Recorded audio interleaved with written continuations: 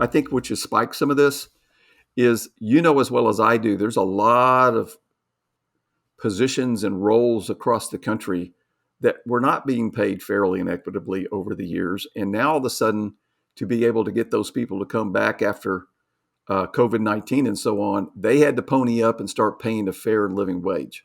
So that wage increase piece, from an inflationary perspective, is the real deal to get people back to what they should have been paid all along.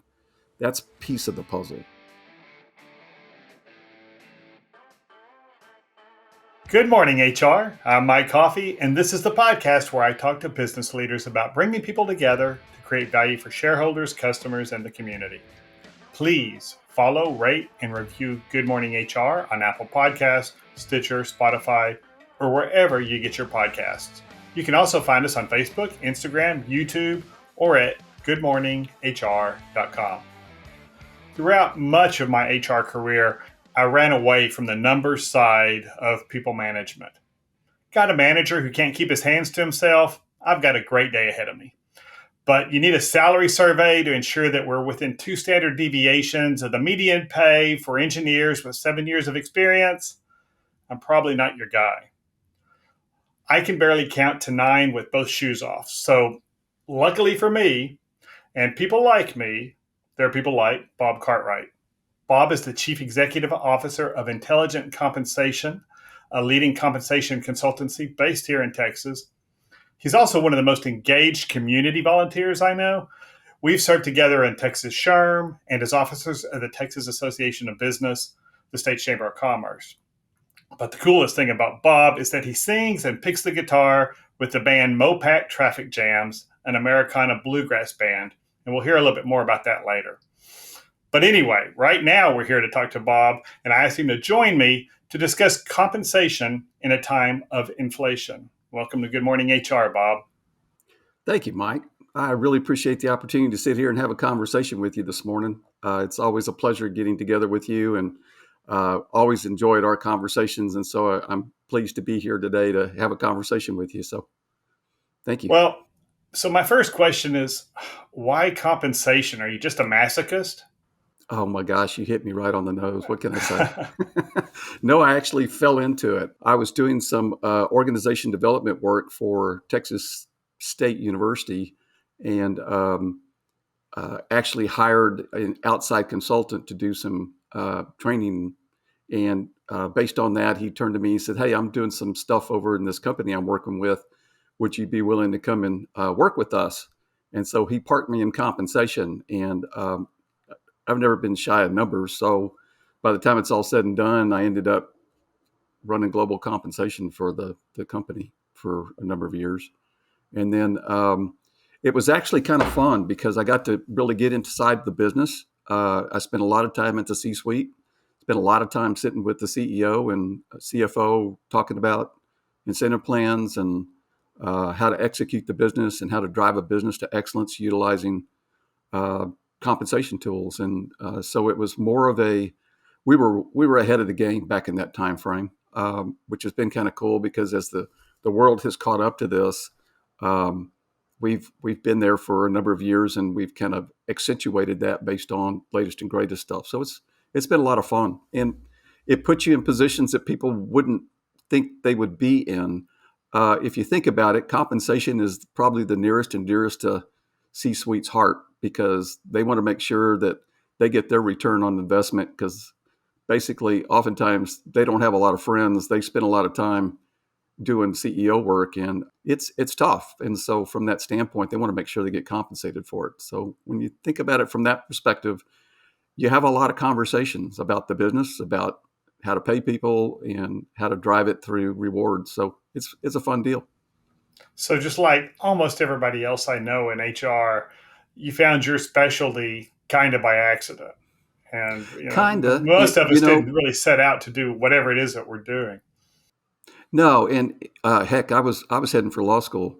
So by the time it was all said and done, I'm not going to get into that. It was kind of an interesting story, but by the time it was all said and done, I ended up moving towards working on an MBA program. And so the business side of that piece, added to philosophy and psychology and social work, actually put me in a perfect position to get in the HR scenario. So Definitely. Yeah. Philosophy, psychology. Yeah. That's, and then the business side. So you've been at this for quite a while. We won't start counting the rings on the trees, but what's the biggest mistake you see most employers make when they're deciding how to compensate their employees? we've all heard the term squirrel, squirrel, squirrel, squirrel, squirrel. And the interesting part about that is that the media tends to drive people thinking about, oh my gosh, I'm behind, or oh my gosh, I got to do these things. And then they start getting, it starts perpetuating itself. And I'm not blaming the media totally.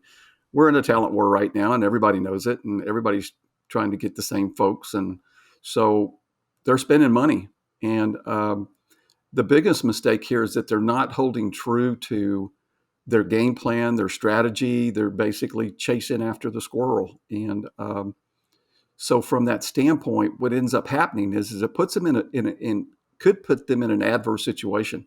With pay equity really coming in strong at the beginning of the year, and OFCCP and others are now starting to dog pay equity and certain requirements by employers. If you think about what's happened in the talent war, people have been throwing money at people for the last year, if not 2 years, and they're blowing up their structures. And so there's a situation that's coming up this summer. It's a symposium, and one of the topics is the talent war and the impending train wreck. And if they haven't been thinking about it, if they've been hiring all these people at the high end and blowing up all their equity internally, they got a real problem on their hands, because they've got to be out of compliance. It just begs the question. And so it's going to be really interesting, I think, in the next year, how all this kind of starts shaking out. It can't sustain. And I've got a group of folks that I work with every 2 weeks.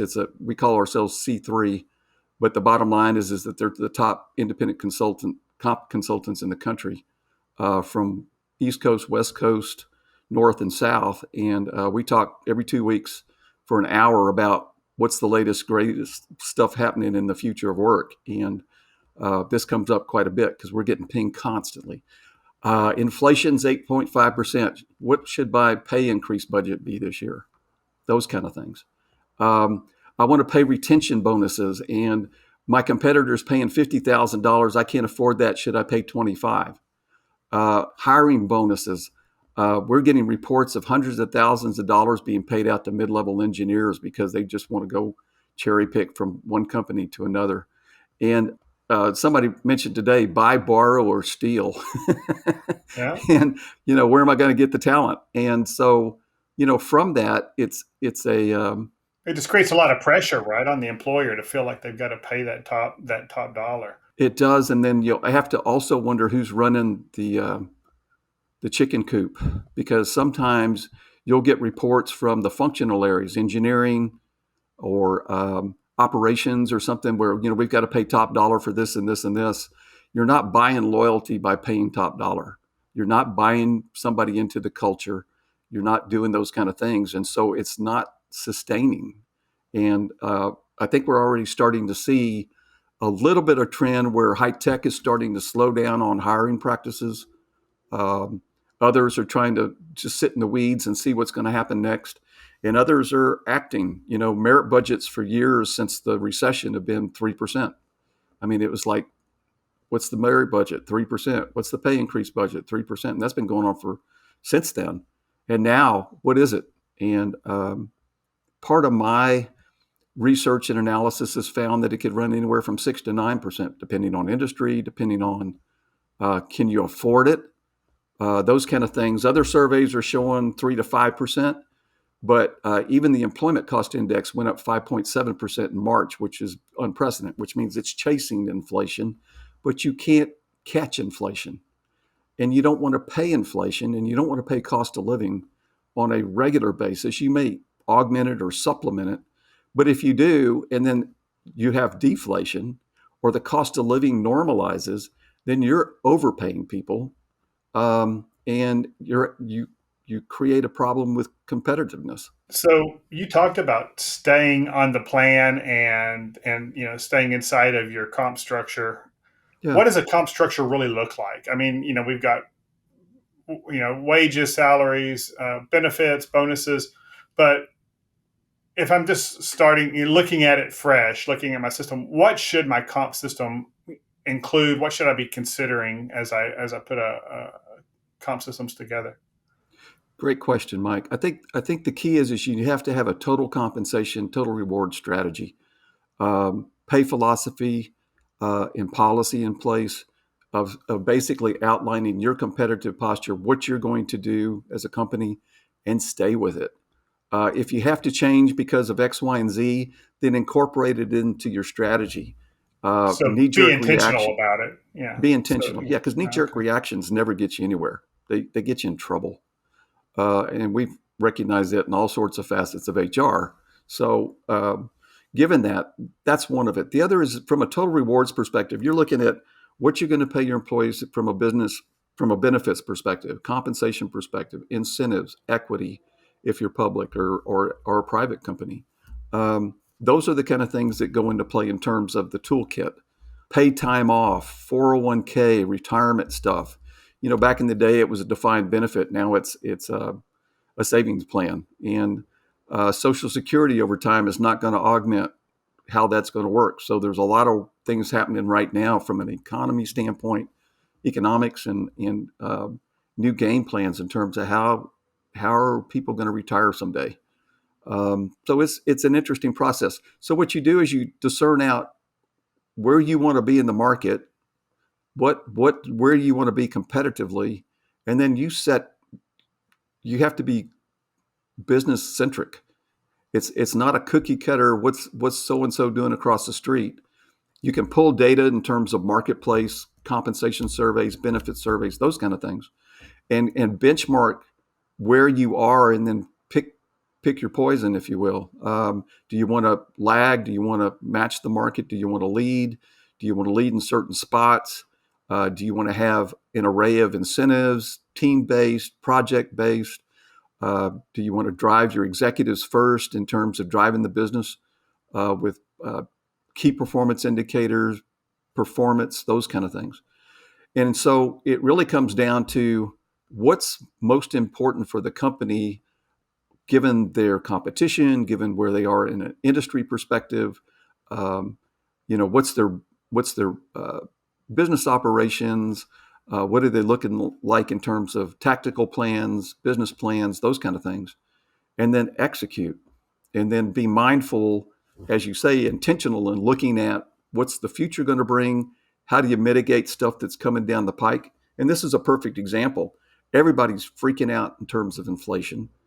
If you move to Austin, Texas, the cost of living's jumped probably double in the last 2 years, especially in housing. And so we got to pay our employees more money. Well, you can't chase it. You can't win the game. And so you have to start balancing what are your financial resources, and then what's going to give you the best bang for your buck. And I'm going to tell you what it is, and you're going to be shocked. It's your culture. It's your brand. It's how you treat your people. It's basically engaging them, letting them be innovative, giving them space to do their thing, and bring them together from a cultural perspective and a esprit de corps scenario. I've been in situations with companies where, I'll give you an example, a two defense contractors move into Austin, they bring California rates. Everybody's freaking out. We're losing all our top talent. They walk across the street. 3 months later, they're calling us up. I'll take the same salary if I can come back. I hate being micromanaged. I loved your culture. Um, did we give them a bump? Maybe we gave them a little bump, but we didn't match what they made walking out the door, and they didn't leave again. And then you got the other side. Hey, I just got this offer. You want to match me? And then the next question is, do you want to match them? Do you need this? Do you need that talent for a certain period of time before you can hire back behind them? Because guess what? They're going to be back to you in 6 months wanting the same deal again. It's just human nature. It doesn't change over time. And so we found a lot of those kind of scenarios that have been happening, and a lot of discussion, because you don't want to say, well, no, employer or our clients, hey, I understand that, but you really need to set the course. They need to decide what's important to them, and then we provide them, as much as we can with the data and resources and so on to be able to make themselves where they need to be strategically and internal from a culture perspective. Yeah, and it goes back, I guess, to a lot of, you know, what kind of behavior do you want to incentivize with how you compensate people? So, like that employee who threatens to walk across the street for $1 more an hour or $20,000 more a year. What are they really? Do we really want to incentivize everybody getting a raise by going to by shopping and then coming back to us and raising that, and how sustainable is that over the long term? And certainly in my corporate career, I worked for at least one large organization where we had pretty strict salary bands, and you could only increase in a certain role by a certain percentage year. But if you left the company and went to work elsewhere for 6 months and came back, they would always hire you back, and they would match your current salary. So you could get a 15% increase by just going working someplace else for 6 months. And there were plenty of people who understood that, even people in HR, especially people in HR, and we saw it happen multiple times. But that's what you're incentivizing, right?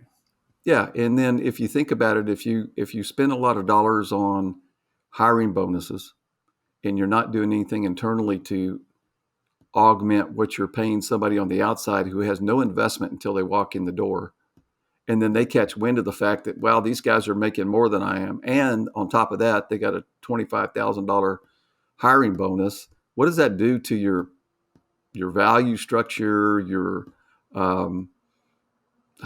what's the term I'm looking for, that where people feel like they're being treated fairly?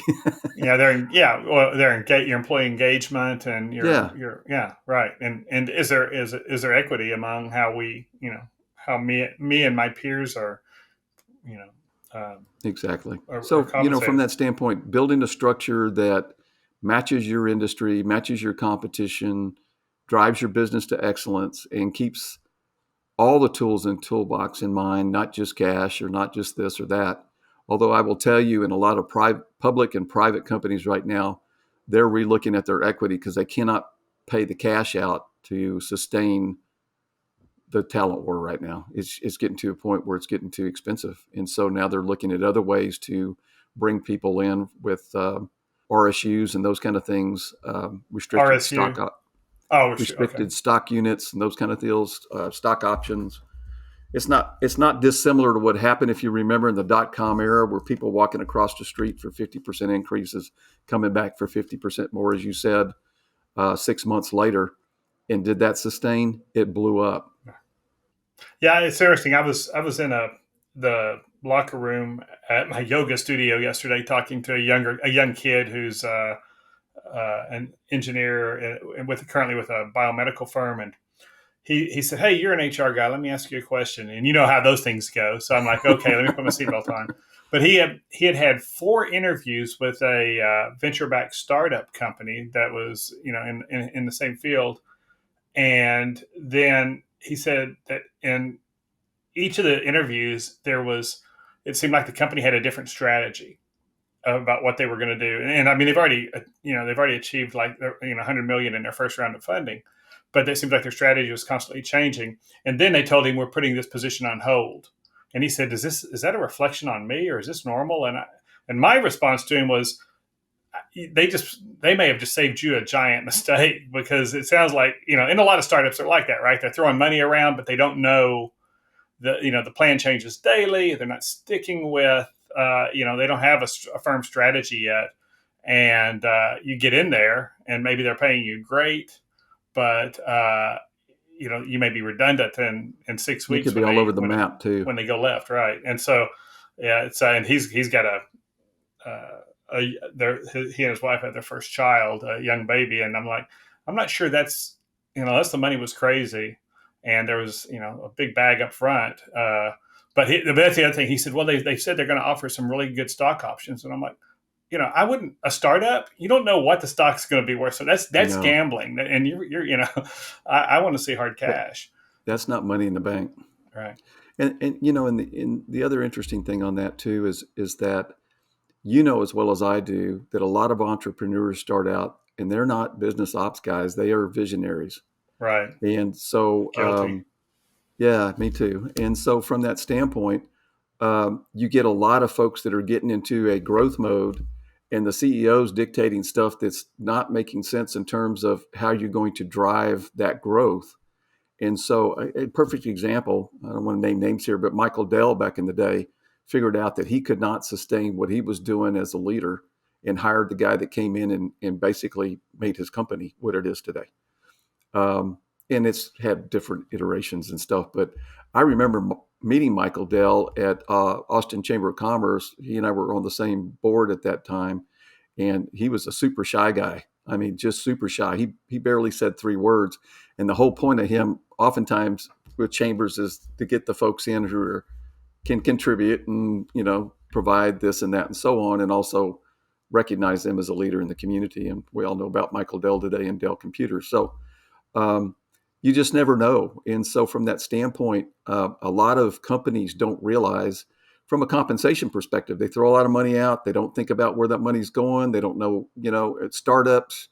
Um, and the venture capitalists will put that money out there thinking that they're going to get a good bang for their buck. And in the dot-com era, they all figured out that 80% of them were spending money like wildfire and didn't have a clue. I'll never forget the time I walked into a deal. I got invited to come over by an attorney friend, and they had hired me to come in and help relook at their organization. And I walked in, and there's 25 people in the break area kitchen with all sorts of different pets. And I'm walking up to this meeting, and the first thing out of the book is, we appreciate you being here today, Bob. Can you tell us where would you start in terms of helping us reorganize the company? And I said, I'd start downstairs in the break area in the kitchen where you got 25 people that probably hadn't worked. I've been down there 30 minutes. Nobody's working. Why are we paying them? And I got chastised big time, because if you don't know the culture and you open your mouth, well, that's part of our ingrained culture to have pets here that people feel comfortable with, and blah blah blah blah blah blah. And they bellied up 3 months later. So, and I got So 50 just cents on like, the yeah, dollar. all So those, we've seen all those fads, right? I mean, yeah, we're going to put foosball tables in, and we're going to have beer, on tap at 4 o'clock in the afternoon. And I don't think any of those really retain top performers.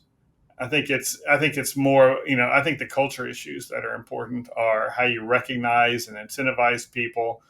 Do they feel like the work that they're doing is valuable? Do they believe in the company's mission? Do they trust their leadership? That's the hard stuff to build, right? It's easy to put, go buy a foosball table or do any of that kind of stuff, but really building relationships and trust is slow and hard. One of my first year consulting engagements uh, in a company I've got was with an employer who built his company to a multi-million-dollar company, family owned kind of a deal.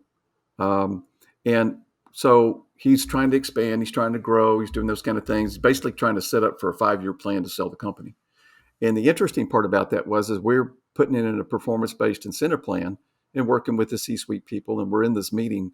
And the interesting part is that it became very apparent that the C-suite guys were becoming very greedy about what they were going to get in this incentive plan. And this guy sitting next to me, and I'm watching him getting white knuckled. He's getting really angry, and he finally stood up and started screaming at his people. He says, "You don't have a clue." And he turns to me and he goes, "You, Mr. Consultant, you tell me how I built my company. From pats on the back, thanks for a job well done, walking the floor, knowing your employees. And, as you grow, you can't do all that stuff. But, and he said, and making sure that at the end of the day, everybody understood the value of what we're doing and why we work together to do it."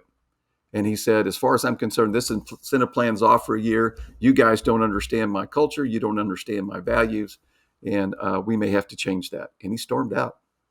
And that stuck with me for 26 years now. That was my first year in consulting. I thought, man, that guy's dead on, because you can't blow up something. You can add it if you add it smart.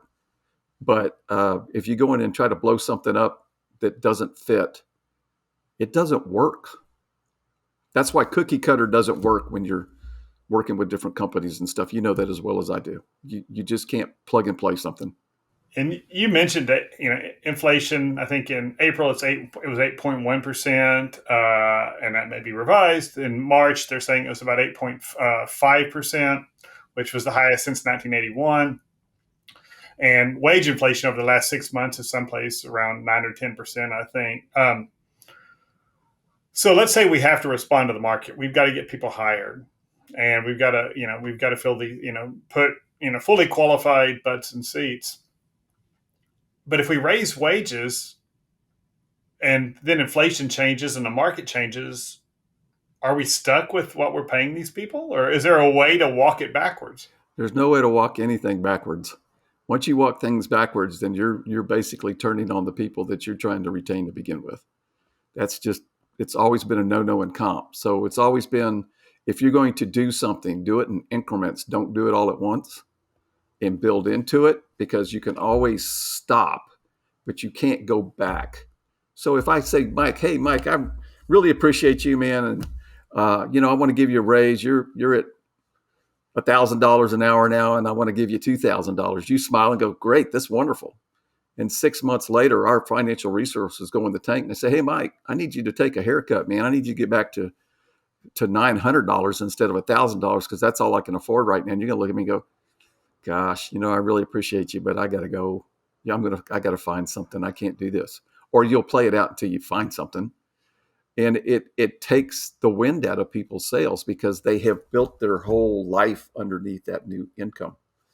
So in some of my world, in the nonprofit world, there's a thing called enormous or excessive comp. And in some executives, you have to look at that and make sure they're not, because there's IRS considerations, attorney general considerations, and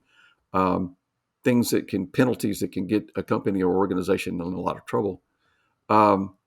They can do haircuts because they have to get in compliance, or some of those boards in the 501c3 realm are personally liable for that excess. So there's different reasons for stuff. But, and here's an example. I'm just going to read a couple of things. Inflation spiked 8.3 in April. It's down this month or down from 8.5 in March. So that's 2 points. Overall increase was a result of upticks in shelter, food, airline fares, and new vehicle prices. Month-to-month gas prices declined 6.1% to help the March to April decline.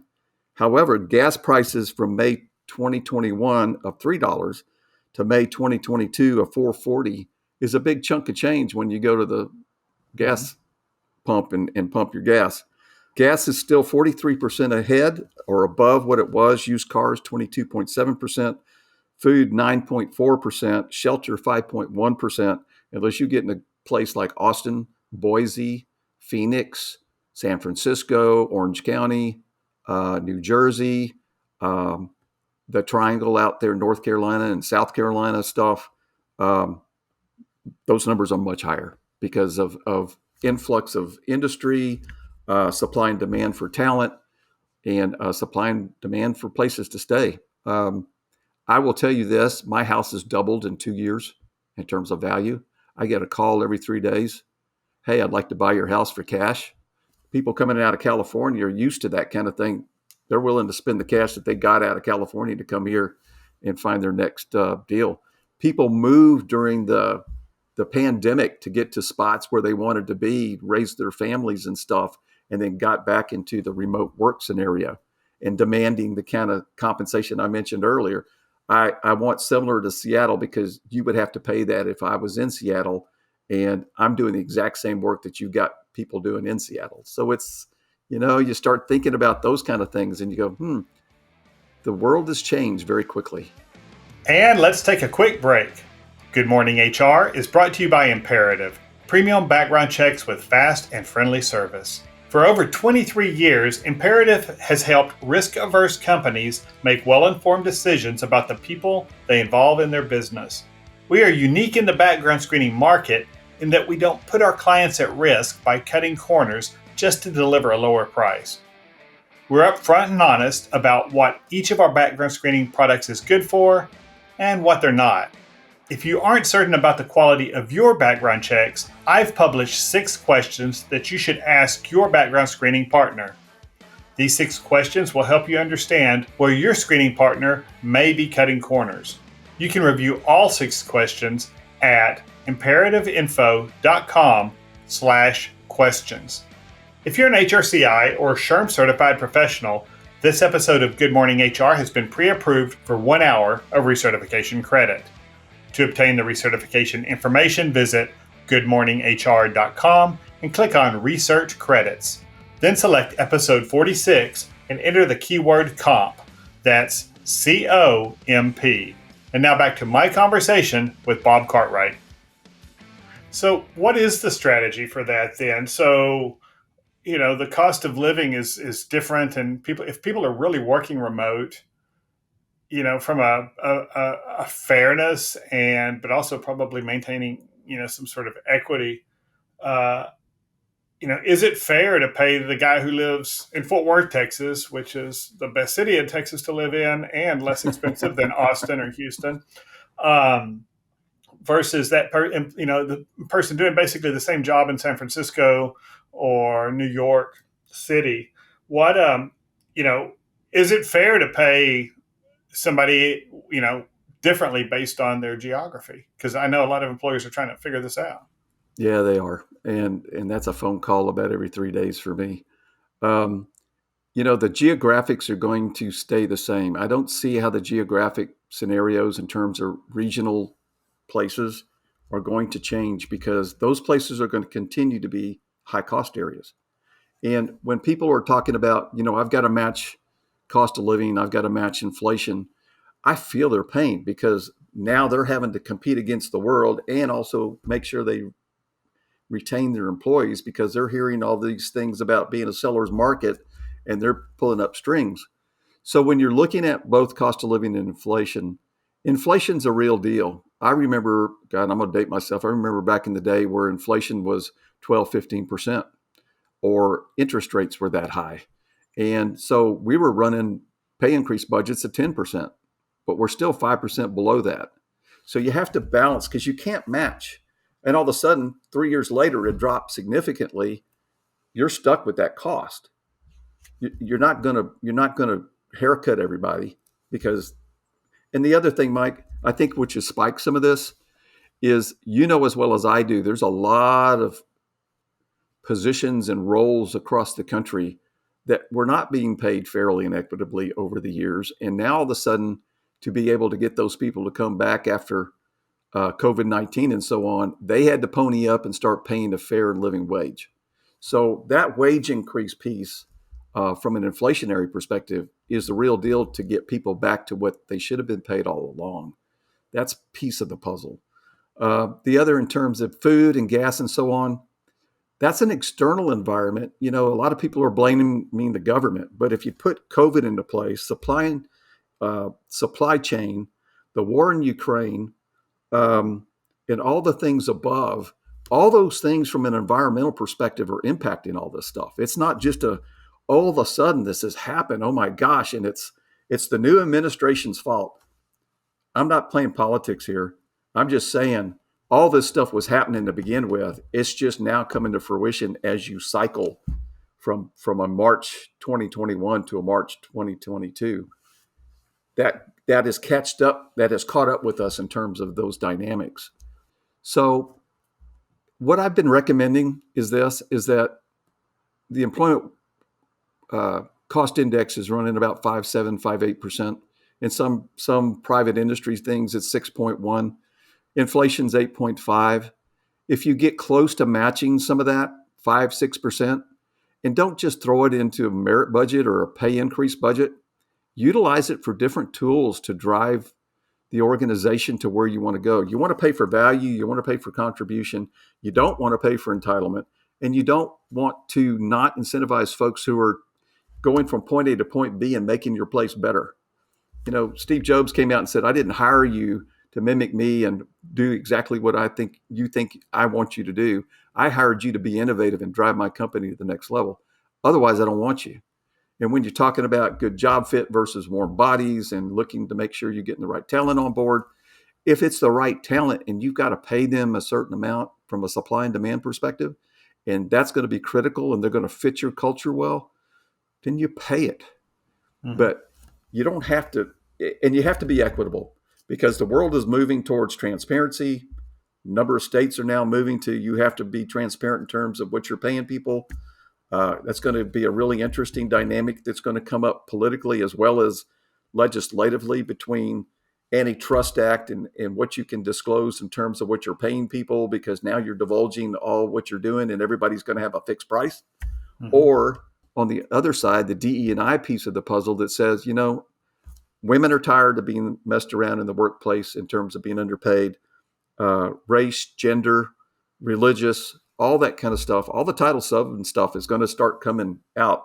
It's only a matter of time from what's transpired through the talent war. It's just going to happen. And so, so from that perspective, it's going to be a really interesting dynamic in the next 2 years to see how all this shakes out. It's either going to be a convergence piece where there's going to be a lot of national stuff that happens. And then you've got the global thing. And this was an interesting thing that came up this morning as well. Somebody comes back to me and says, I'm really interested in this and I'm looking for the best talent and I'm willing to pay this. And the guy says, well, I'm willing to come to work for you, but I want $20,000 more. And the guy says, I want to work remote and this isn't a big deal and yada, yada, yada. And the guy says, well, you know what? Something just occurred to me. If that's what I'm looking at in terms of that, then I'm going to go out and get the best person for this job. And I'm going to go look globally. I don't have to look at the US anymore. So I appreciate your time and effort, but I'm going to go get the right person for the right fit. You don't fit my culture. You're just kind of nickel and diming me in terms of what you want. And those are perceptions. That happens in the negotiation process. But in that particular spin, something happened in that relationship building that made that guy think, I'm missing the boat here. I need to go beyond what I'm looking at now. I'm not going to settle. So that's cost money. Right. Well, and if we're going to pay these inflated, if this market is really that hot and we're really going to pay these inflated, wages, then, we ought to be, saying, okay, I want to get my money's worth from that. And there's that old saw, I want to hire the best talent I can find.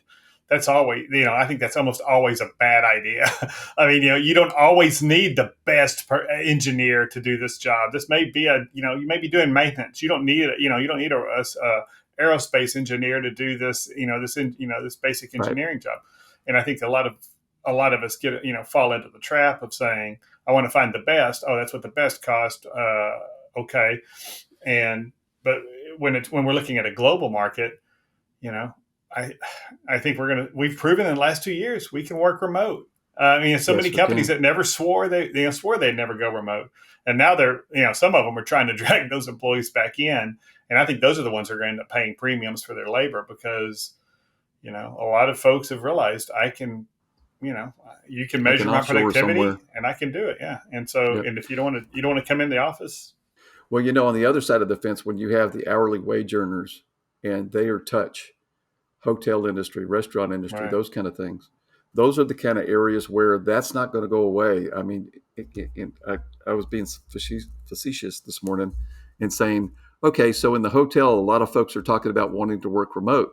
Well, what about the concierge? Are we going to have hologram visions of folks sitting behind the desk while they're hanging out in their home in Utah or Arizona?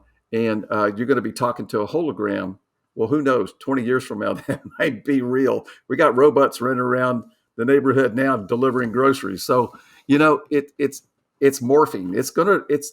We're changing rapidly, and the comp world's changing rapidly too. There's a lot of things that we're discussing with this group I'm in that are actually trying to get leading edge thought processes going in terms of. What's the new pay dynamic look like? Is it going back to skills? Is it going to be direct to work activities and paying individuals based on their pedigrees? We're not there yet. The data's not there yet. So it's still driven by jobs and what jobs are being paid. And if you can get quick and fast market data, then you're going to be ahead of the game. If your structure leads into certain areas, but you're not leading in terms of what you're trying to pay, then you're getting ahead of it a little bit, but at least you're being more competitive to be able to try to hire the people you're trying to hire. It's all back to strategy. It's all back to a game plan. It's all back to financial resources. And it's all back to, at the end of the day, what do you really need? It's not squirrel, squirrel, squirrel, squirrel. It's really comes back to how do we win? How do we win? What do we need to win? What are the resources we need to win? Do we have the infrastructure in place to execute? And then go from there. Back to business 101, but it's important. And you and I both, we've talked about this before from an HR world, is you got to have that business acumen.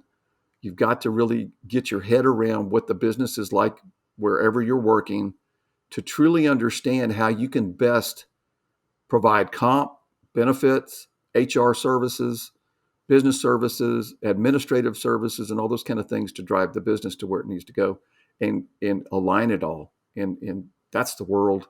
The ones that I've seen are being very successful right now are doing exactly that. So while wages are still hot, and say to get the talent we need, we're gonna we've got to incentivize them to come to work for us rather than a competitor who's maybe offering or willing to pay more.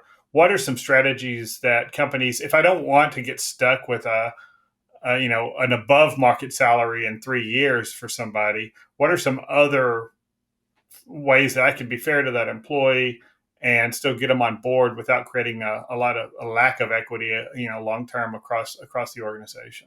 I think we're going to see, going back, just like you had mentioned in one of your examples, hey, we're going to give you stock options, that kind of deal.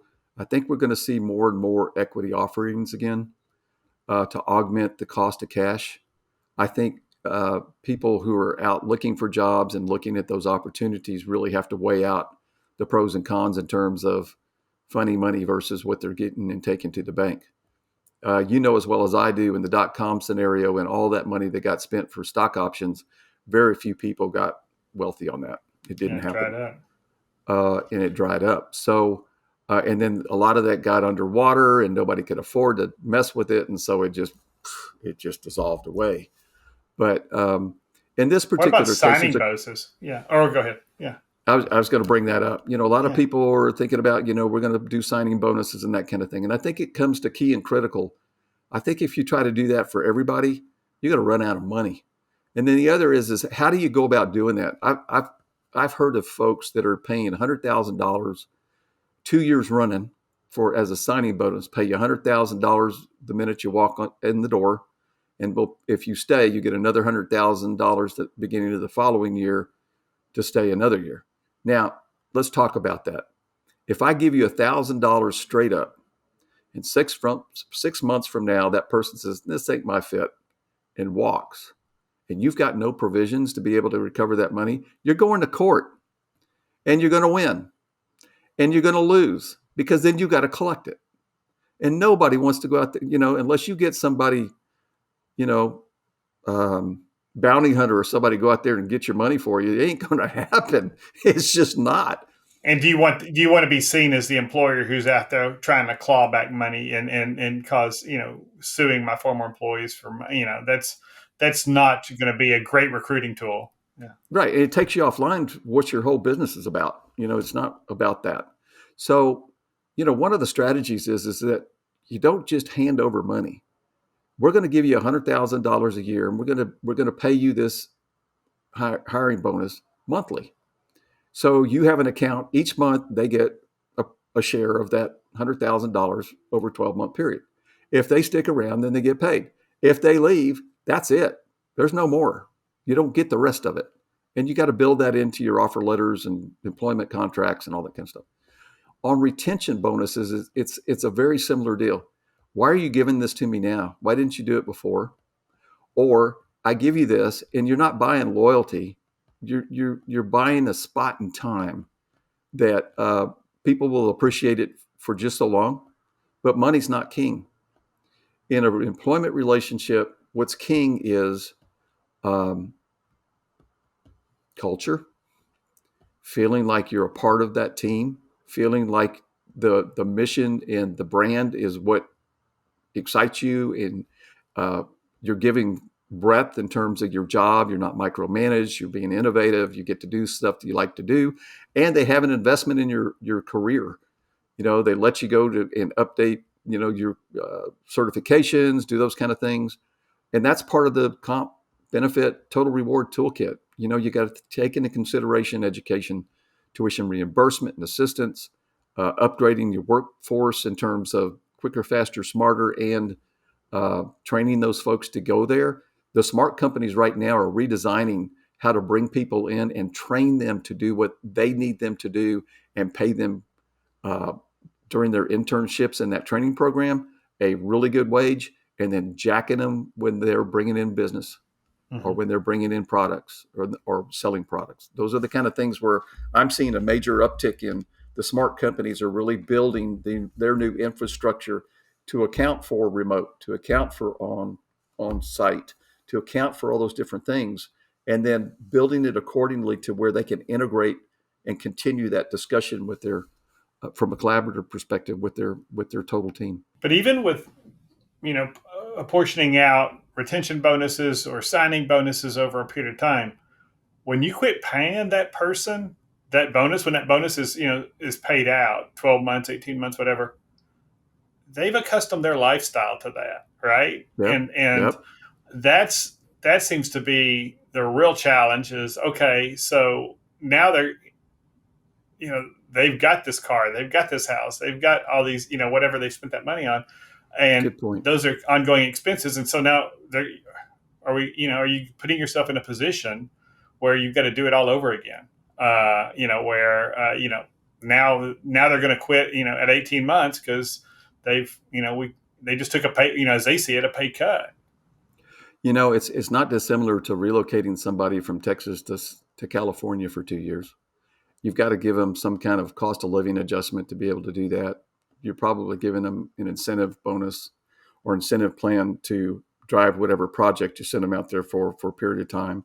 You've then got to augment the California payroll tax that they're going to have to absorb, both company and the employee, because now they're in the sights of the California taxing authorities to give their fair share of what they earned in California, all those kind of things. And then they come back to Texas.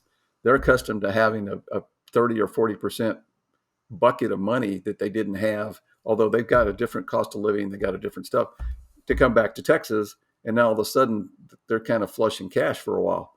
And the thought process there is that, well, I think I should deserve a pay increase considering that, I've been living off this for 2 years. Well, the agreement says that's not the case. And you have to hold steadfast to that. It's like sending an expatriate, to Europe or wherever in the same process. Those things go away. You unless you've got a new position for them coming home, or you start thinking in terms of if it's a public company or a private company that's got an equity position, then you augment that with maybe additional shares to make sure that their total compensation picture with equity and cash and rewards and all those kind of things ties into maybe a sustainable way of living that they, based on their performance, value, contribution level in the organization and such, they get rewarded for, just like everybody else moving the company forward. Back in the day, I used to do presentations and I'd ask people to put out a $5 bill on the table and or a credit card. I always liked the credit cards. And I said, put it out on the table and we're going to do an exercise. And I said, so, oftentimes people get paid for different things. I'm really not receiving anything for doing this workshop today. I'm doing it as a volunteer and so on and so forth. But, if I were to get paid, maybe I'd want to get paid up front or maybe I'd want to get paid afterwards after, your performance review. But go ahead and put this up there and I'd collected all of it. There'd probably be 30 people in the room. And then I'd walk out the back door. And I didn't come back until somebody came get me. And you could hear the room rumbling. Where did he go? What did he do with my credit card? He's got my $5 bill. Think about it from an employer who every day somebody comes to work and doesn't work. who is receiving a paycheck from an entitlement perspective, and then we turn around and give everybody a cost of living when they haven't done anything. Now, there is reason for cost of living when the market just goes crazy, and you've got to be able to help people sustain their lifestyle, their to be able to buy groceries and do those kind of things. Totally agree with that. I think it's important. But the whole premise is that you can't keep paying folks for not doing what you need them to do. You need to reward them, and those who are doing that, reward them more than the ones who are. Now, when you get into this pay equity thing, it changes the balance a little bit. You can still do the things you need to do, but you got to get a lot smarter and a lot better at and not messing people over because they're a woman or because they're African American or they're Hispanic. I mean, those people, they can't retire, Mike. We've run the numbers. They can't retire. Where, folks like me, white male, I can't retire because I've been running the business all these years. It's a different spin. But at the same time, it's one of those deals where if I'm in corporate America and I've got a 30% differential between the same job, the same person doing that, inflation is a killer. So on top of that, they get further behind. It's important to start relooking at the playing field across the board. And people don't want to do that, but now governmental regulatory scenarios are pushing that envelope. So when you're looking at dollars and all the different statistics that come out from consumer price index and producer price index and employment cost index, you can find all this stuff on the Bureau of Labor Statistics. It's all out there. Mutual friend, Rich Frischel, he schools me all the time about stuff like this. He would be a great one for you to have a conversation with someday. But the whole scenario here is the fact that all those things, external and internal, are going to drive what you do from a strategy. And you've got to be mindful of that. And I'm going to go off on the deep end on one last piece. There is a lot of conversation right now about remote work and all the dynamics related to that. You've got connectivity, you've got internet, you've got this, that, so on. We have a very weird situation going on in Europe right now. And there is a lot of dynamics that are going into that. And having come out of the defense business, there are certain keys that we were taught and learned in that 15 plus years that I was in that business, top secret clearance, all that stuff, that you look for signs. And we got a sign out there right now that's ugly. And you've got somebody that's in power right now that's threatening nuclear war. Well, it may be tactical, who knows? But one burst up in the sky, electromagnetic pulse, and all this stuff shuts down. Your car stops working, all those kind of things. And we need to be mindful from a strategy perspective what that looks like. Nobody knew about COVID until it hit. Right. We can't not fool ourselves on some of this stuff. We need to be mindful. And so being mindful in strategy from the compensation perspective, how we pay the people, what we're doing remote versus on site, all those kind of things. If you talk about somebody in California and they're in Texas and there's a 30% cost of living differential, but they're doing the same job, where's the pay equity? Right. And I guess, and with all the focus on transparency, and I know the SEC is looking at that, some of that stuff is, do you think there's it seems like a smart employer would be saying, okay, I'm going to set my budget at X for this position.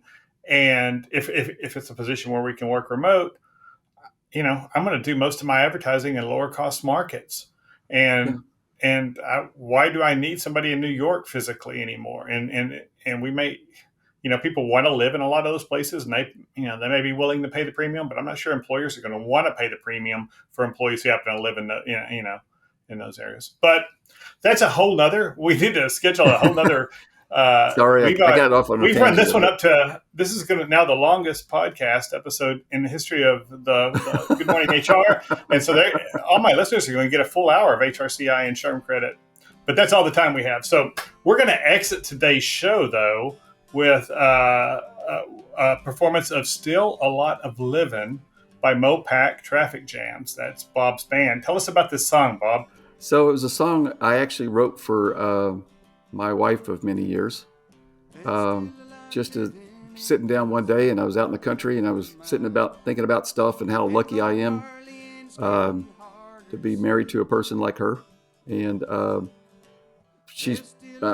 probably a heck of a lot luckier than she is, but from that perspective, it just came to light, as you get older and you start thinking about, we had a number of kids, as you're well aware, and 5 kids, and close-knit family, and a whole thing. It was just, there's still a lot of living in us to go out and do some stuff. And so the words just started coming, and the melody was something I had been working on for a while. So that's how it came about. It is a great song. And oh, thank you. And thanks for joining us, Bob. I appreciate it. And I'll include links to Mopac Traffic Jam's social media stuff in our show notes, so our listeners can go find you. Hey, and we're out for hire too, Michael. There you go. Yeah, they'll hustle. I mean, you may pay inflated wages for them, but they're out there and they'll gig for you. So, and thank you for listening. I'll see you next week. And until then, be well, do good, and keep your chin up. There's still a lot of living in this old body of mine. My hair is scarce and it's tougher these days to hear. There's still a lot of loving in this old soul of mine, and I'm living alive and living to keep you near. You're still as pretty as the first day that we met. At the end of the day, you're the only one for me. Your golden hair and deep blue eyes, live and see you more. You're the one girl in this world that is for me. There's still a lot of living in these old bones of mine. My hands are gnarly and it's getting harder to see. There's still a lot of beating in this old heart of mine, and I'm living to keep this love between you and me. Yeah, I'm living to keep this love between you and me.